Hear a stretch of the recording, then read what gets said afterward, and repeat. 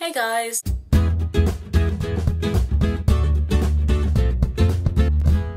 I'm currently still in Oxford because I'm a finalist, so I'm allowed to pay a bit more to keep my room over the Easter vacation so I can use the library and revise and stuff. I thought that I would do a video this week, today, on pros and cons of Oxford life in general. I think I mentioned that a couple of weeks ago. I feel like in these videos I'm largely quite positive about everything, and overall I do love being in Oxford, but I think it's important to make these videos as transparent as possible. So I've got a little list of pros and cons. Perhaps the most obvious advantage of studying here is that a degree from Oxford will probably set you up for whatever you really want to do for the rest of your life, career-wise. Not to say that you can't get that from going to another university, but Oxford is kind of internationally recognised as pretty good. I think Rachel or someone definitely mentioned this in another video, but sometimes when you say you're studying at Oxford,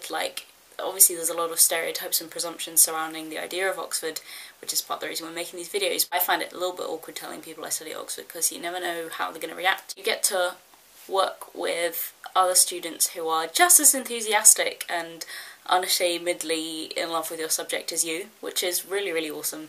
And you also get taught by world experts in the field that you're studying, something that you would never really get anywhere else, especially not in a sort of one-on-one kind of environment. However, when you're spending so much time surrounded by kind of like-minded people in such an intense environment that you get trapped in this thing in term time that people call the Oxford bubble, where you kind of lose touch with the outside world. On the flip side, the intense environment is intense for a reason, because you get to cover and learn more on your course than you would do really anywhere else. Because you have so much work, I do genuinely think that means that you make more of your free time here. Obviously the fact that it's really intense does mean that there's a lot of constant kind of stress and pressure, mostly related to kind of academics. I can't, lie and cover that up because it's there and it's true, and I think most people would agree. But because it's something that everyone goes through and it's very common, there's a lot of great welfare resources in the university, not just on a college level but on a university-wide level,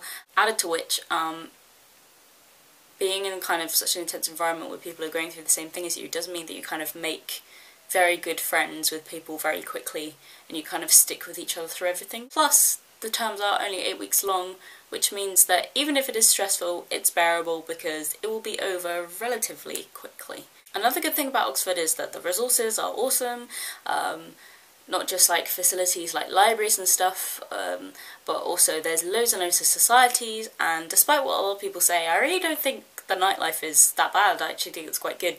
This is coming from someone who doesn't go out a huge amount, but what I already said about time constraints and everything does mean that even though there's loads of societies and things to get involved in, it kind of means that you do have to pick and choose a bit if there's loads of things that you want to try out. I kind of like the way English is taught, that you cover absolutely everything, kind of from Old English right up until modernism, whereas I know some people feel a bit frustrated because there's some bits that they're not particularly interested in, some bits that they would have liked to been able to study in more depth. Don't just assume that because Oxford is world renowned that it's going to be the place that you're going to enjoy studying your subject the most. The college system is really nice. It gives you kind of a community feel, and the town itself is obviously gorgeous and historically really interesting.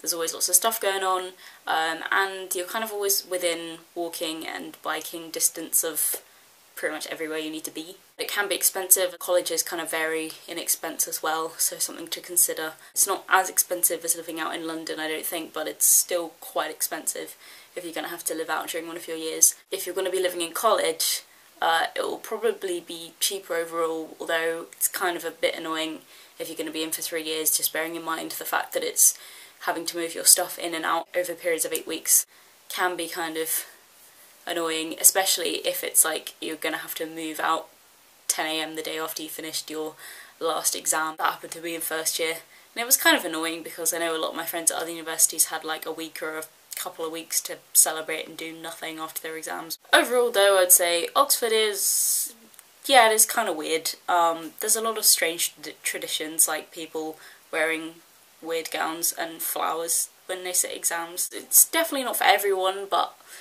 for me personally, I think that the advantages definitely outweigh the disadvantages, and even though I have moments where I'm like, duh, it's so stressful being here, at the same time I kind of know that I wouldn't want to be anywhere else. Get to learn a lot of cool stuff that you wouldn't get to learn anywhere else, and the people are awesome, and there's probably a lot of opportunities and things I've got involved in here that I wouldn't have been able to do in other places. As a final note, despite what I just said about not having time to kind of, you know, waste or do anything that you don't want, I'm taking a week off this week between coursework and finals, and I spent a good maybe like 3 hours today just painting my nails.